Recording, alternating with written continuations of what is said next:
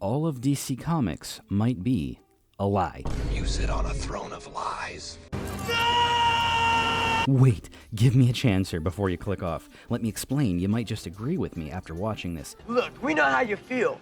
We didn't believe it either when we were you. You see, at the end of 2008's Final Crisis, Nick Uotan revises the cosmology of DC Comics, going as far as merging Apocalypse and New Genesis into a single body, somewhere in the sphere of gods. I must consult with the Elder Gods. Only place I'm finna go is to the hospital. Shit! Nick's happy ending is given to him by the Miracle Machine, and he lives out his days on Earth Zero among all the other stories that he loves, and the Overvoid chooses Uotan as his favored super judge. After this point, we pick up on 2014's Multiversity Guidebook series, and we're shown a beautiful map of what the DCU structure looks like. Some locations, though, are different.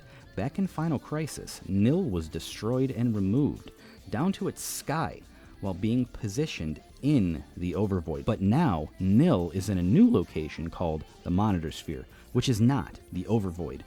The Multiversity starts off with Nick Uotan learning of a haunted comic and wanting to further investigate. Nick Uotan essentially swan dives off of his bed and into the innards of the multiverse. Fast forward to the end of the series. After the Gentry, the villains of the series are taken care of. Uotan wakes up in his bed on Earth Zero, and we get a weird visual that doesn't make any sense. Some objects in his bedroom are prominent core plot points of the entire Multiversity comic that we just read.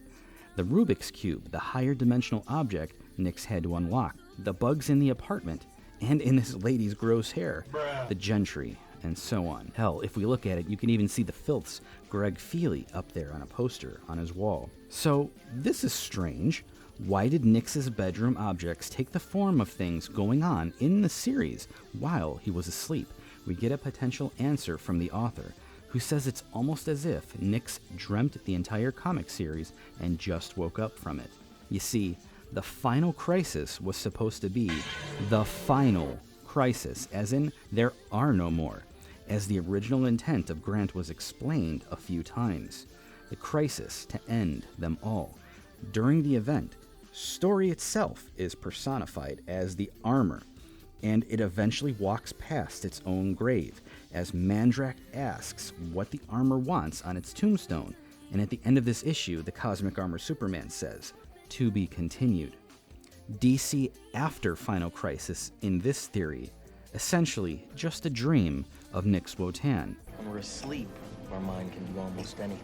Such as? Who knows that his own home continuity at the end of Final Crisis is permanently safe, and the orrery is safe, and all the other stories are safe from any harm that would ever come to them, due to the story always being able to be continued and made safe by the armor. Nick Uotan might dream of a cosmic mother named Perpetua, and also a great darkness returning, and potentially infinite more stories that will soon come to pass within his dreams.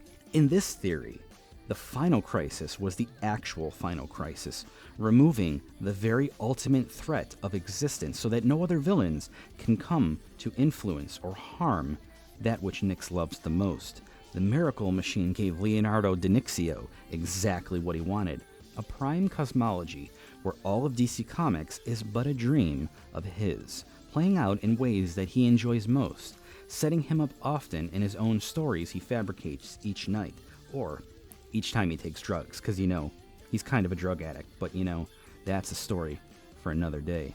Don't do drugs.